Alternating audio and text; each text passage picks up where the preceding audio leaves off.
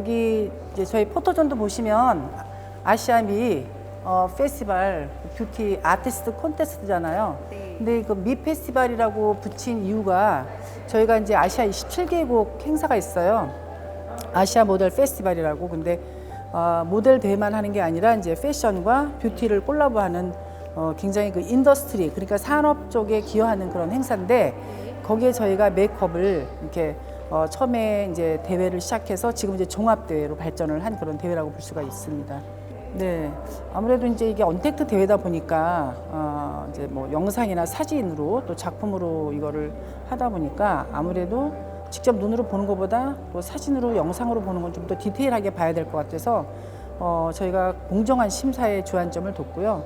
그다음에 또 하나는 이제 이 뷰티도 자꾸 트렌드가 바뀌니까 새로운 종목을 한 3개 정도 더 추가를 했어요. 그래서 뭐 저희가 그 아이하고 입만 가지고도 충분히 어떤 아트를 만들 수 있기 때문에 그런 종목도 추가를 했고, 그다음에 저희가 토르수라고 하는 그런 이제 바디가 있는데 사람 몸에다 이제 지금 언택트를 할 수가 없으니까 뭐 토르수를 이용한다거나 아니면 얼굴에 직접 하기가 힘드니까 뭐 마스크를 이용하거나 해서 어떻게 보면은 한 단계 더 업그레이드되는 뭔가 새로운 것을 시도하고 창조할 수 있었던 그런 좋은 기회였던 것 같고, 이제 그런 것들을 준비하는 게 가장 큰 주안점을 뒀던 것 같습니다. 현재 시대적 상황 때문에 어쩔 수 없이 온라인 대회를 시행하고 있는데요. 온라인은 좀 더 세심하고 세밀하게 조금 심사를 할 수 있는 이점이 있습니다.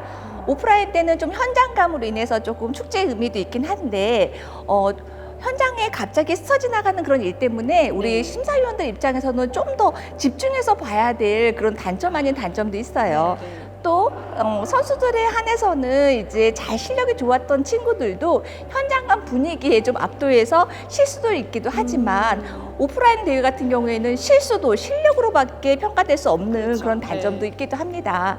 그래서 좀 더 심사하는 입장에서는 온오프라인의 장단점이 있긴 하지만 이번 온라인 대회 같은 경우에는 저희가 좀 더 집중해서 보고 또 혹시나 미심쩍은 게 있으면은 이렇게 동영상을 돌려보면서 다시 채점을 하기 때문에 좀 더 공정한 좀 심사를 할 수 있었던 것 같습니다. 심사하는 중에서 이제 어쩔 수 없이 평가를 하게 되니까 모든 선수분들이 열심히 잘해주셨지만 이 평가는 어떠한 경력이 될 수도 있고 경험이 될 수도 있지만 상을 받거나 못 받거나 이런 대회에 참가했다는 데 큰 의의를 주셨으면 좋겠습니다.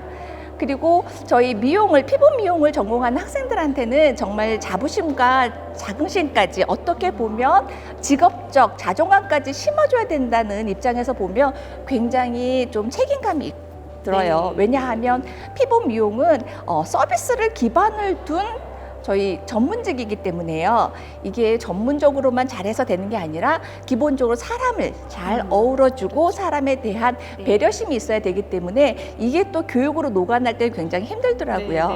네, 그래서 지금 미래적으로 봤을 때에도 저희 같은 경우가 이제 4차 산업에도 죽지 않고 또 한국의 K뷰티가 세계로 뻗어나가는 이 시점에서 우리 좀 더 학생들이 좀 더 자부심을 갖고 자긍심을 가질 수 있도록 저희가 교육 현장에서 최대한 노력하겠습니다.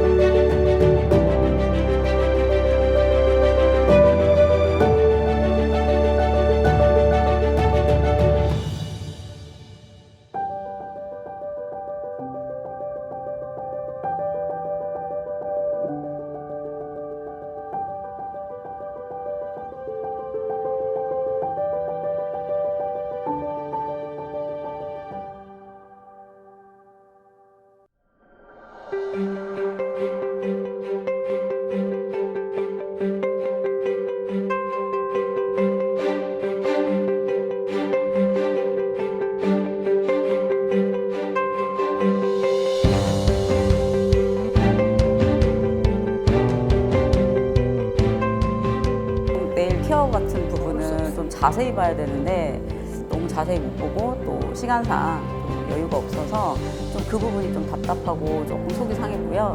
좀 좋은 점도 있으세요? 좋은 점은 편한 거, 다리 안 아프고 편한 거. 근데 이제 학생들 입장에서는 왜 옆에서 선생님들 이렇게 보시면 오히려 본인의 실력을 100% 발휘 못 하시잖아요. 근데 오히려 비대면이어서 훨씬 더 편하게 시험에 좀 임해주시지 않았나.